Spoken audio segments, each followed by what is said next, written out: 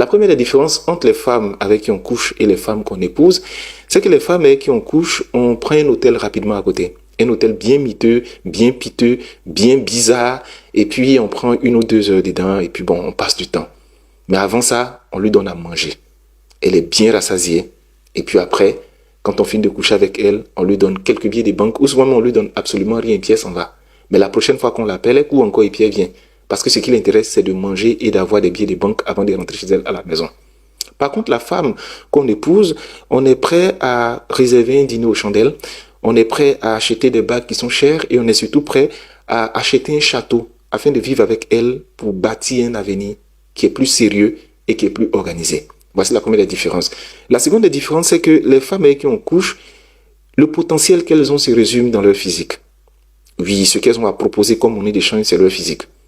Et toute leur concentration se fait sur le physique. Elles sont belles, elles sont apprêtées, elles ont des rondeurs. Leur confiance est basée sur le physique. Elles croient en leur physique. Et c'est le physique qu'elles utilisent comme appât pour avoir un homme dans leur vie. Donc quand finalement l'homme arrive, qu'il a accès au physique et que souvent le physique n'est pas si agréable que ce qu'il avait cru entendre, voir ou avait cru à la base, mais il se cherche après. Par contre, la femme qu'on épouse, elle sait qu'elle a un beau corps. Et puis elle sait que les corps sont partout.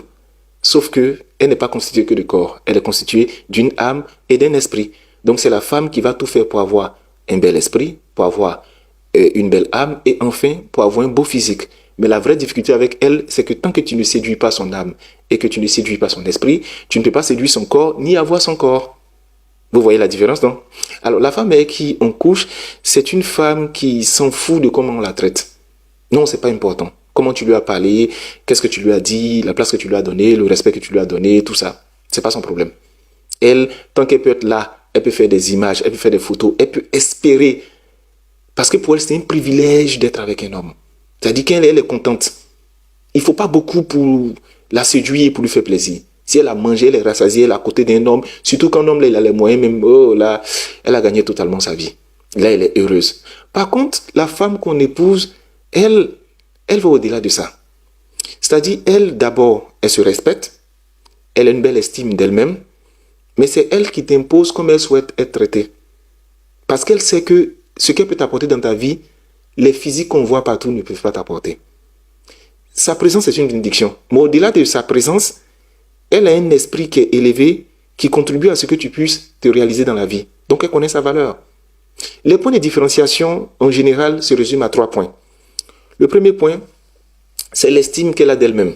Le deuxième point, c'est comment est-ce qu'elle pousse les gens à la traiter. Et le troisième point, c'est son niveau d'intelligence. Une femme qui manque d'intelligence, une femme qui manque d'estime de soi, une femme qui est incapable de donner des limites et d'indiquer aux gens comment la traiter, c'est une femme avec qui tout le monde va coucher et puis la personne va partir.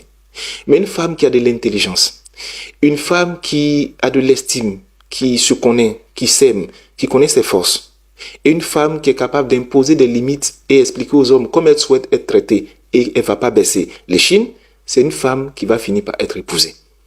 Et la différence entre les deux, c'est que la majorité des femmes sont des femmes de la première catégorie. C'est pourquoi beaucoup d'hommes couchent avec elles et puis après ils disparaissent.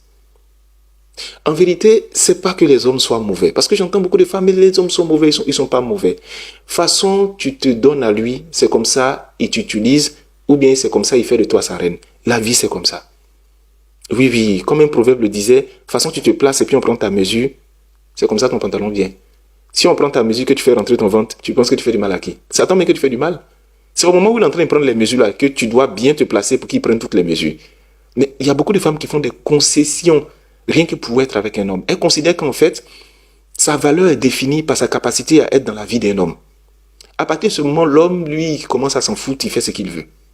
Une femme qu'on épouse, c'est une femme qui a du caractère. C'est une femme qui a de la force de conviction. C'est une femme qui est capable de délimiter ton périmètre d'accès, ton périmètre de comportement. Elle est capable de te dire ça, on ne fait pas.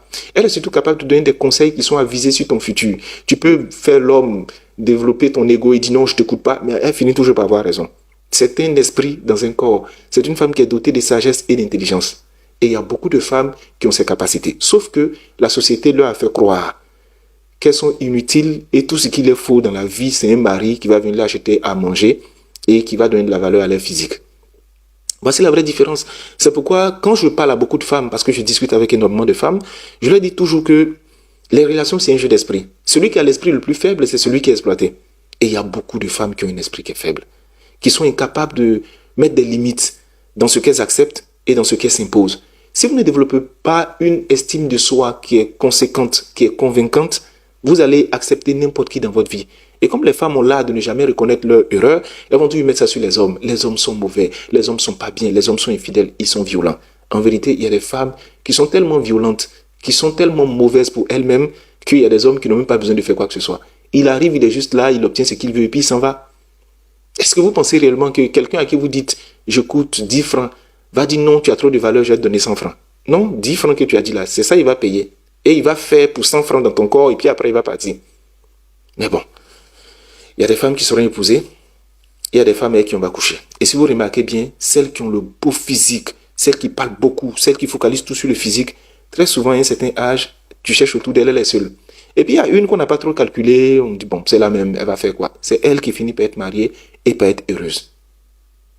La femme avec qui on couche confond sa vie et sa vie de couple. C'est-à-dire toute sa vie se résume à sa vie de couple. Si tu lui enlèves le couple ou la présence d'un homme dans sa vie, elle n'a plus de vie. La femme qu'on épouse, elle a une vie avant d'avoir une vie de couple.